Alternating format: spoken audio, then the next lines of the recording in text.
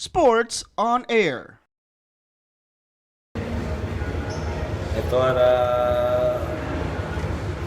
we played great defense on the second half until the final 1 minute 32 yata yun, when they scored 11 straight. Okay, so I thought we got them on the ropes already. But I think breaks of the game went their way. But I thought also that Rere was fouled yung isang of the inbounds na foul siya ng bata, and we didn't get the call, and then they scored. But again, it's breaks of the game. Okay. We just have to learn from this siguro. I know it's playoffs, and we have to do a better job on closing quarters in closing games. Kasi yun nga, 1 minute 32, they scored 11. It's I think that's on me, being their leader. I think that's on me, and we hope to bounce back on Tuesday. Again, right now our backs are against the wall, and we have to play a lot smarter.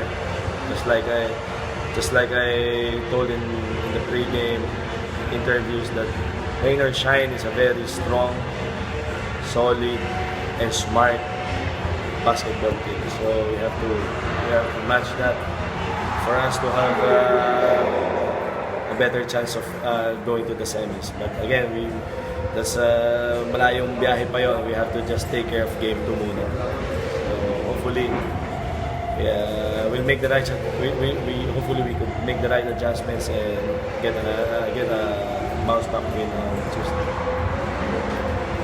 Experience ng playoffs din. Yun, it's one factor because syempre yun nga, Rain or Shine is a veteran, smart, strong basketball team. So again, this group of ours are siguro first time namin together. There are some guys who played in the playoffs, like Maliksi, Mike Cortez, diba? But as a whole, it's our first time to play in this series, in this kind of a series. So again, it's not yet done.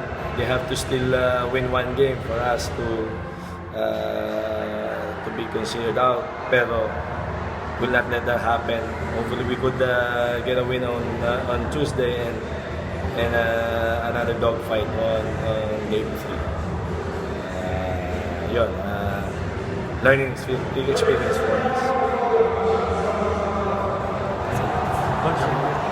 Thank you for watching. Click the subscribe button and ring the bell to be notified with our latest videos.